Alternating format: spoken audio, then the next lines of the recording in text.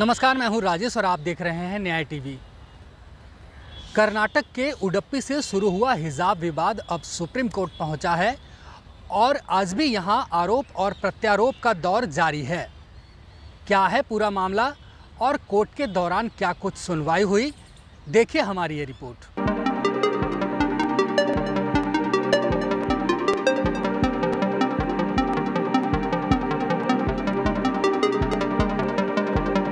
कर्नाटक के शिक्षण संस्थान में लगा हिजाब बैन फिलहाल जारी रहेगा। मामले की सुनवाई करने वाले दोनों जजों में मतभेद उभरकर सामने आ गया है और खंडपीठ के एक जज जस्टिस सुधांशु धूलिया ने जहां हाईकोर्ट का फैसला पलटने के पक्ष में फैसला लिखा है, वहीं जस्टिस हेमंत गुप्ता ने हाईकोर्ट का फैसला बरकरार रखने के पक्ष में फैसला सुनाया है और अब बड़ी बेंच का गठन करने के लिए सीजेआई को मामला भेजा जा रहा है। इससे पहले जस्टिस हेमंत गुप्ता और जस्टिस सुधांशु धूलिया की खंडपीठ ने 10 दिनों की लंबी सुनवाई के बाद 22 सितंबर को इस पर फैसला सुरक्षित रख लिया था और खंडपीठ ने कर्नाटक हाईकोर्ट के फैसले को चुनौती देने वाली कुल 23 याचिकाओं पर सुनवाई की थी। वहीं इस याचिका में कर्नाटक सरकार पर सवाल उठाए गए हैं और कहा गया है कि हिजाब बैन का फैसला मुस्लिम समुदाय को निशाना बनाने के लिए किया गया है और मुस्लिम छात्राओं की तरफ से कोर्ट में दलील दी गई है कि हिजाब पहनने से किसी के मौलिक अधिकार का हनन नहीं होता है। तर्क ये भी दिया गया है कि अगर स्कूलों में पगड़ी, कड़ा और बिंदी पर बैन नहीं तो हिजाब पर क्यों, और हिजाब धार्मिक आजादी के अधिकार के दायरे में है। एक रिपोर्ट के मुताबिक हिजाब बैन के बाद 17,000 छात्राओं ने परीक्षा नहीं दिया या फिर पढ़ाई छोड़ दी। बता दें कि हिजाब मामले को लेकर कर्नाटक हाईकोर्ट ने 11 दिनों की लंबी सुनवाई के बाद अपना फैसला सुनाया था और इस फैसले में साफ किया गया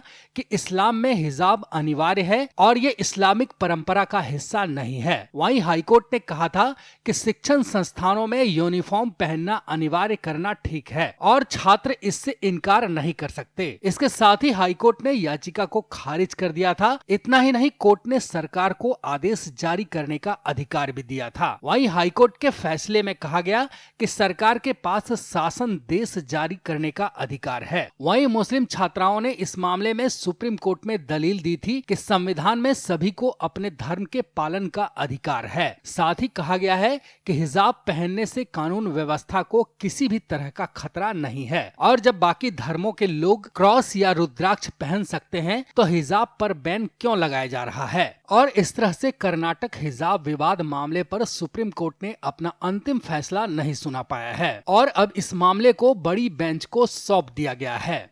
As a democratic government, we welcome whatever the judgment we have received today from the Supreme Court. But we had expected a better judgment because, as you know that throughout the world, women are demanding not to wear hijab, not to wear burqa. But there is a split judgment in the Supreme Court today. So whatever the Karnataka High Court had given the order, that is valid as on today. So we are going to follow the rules which are framed according to Karnataka Education Act in Karnataka. Definitely 3-bench Supreme Court is going to think everything on the demand of the students and the order of the Karnataka Education Department.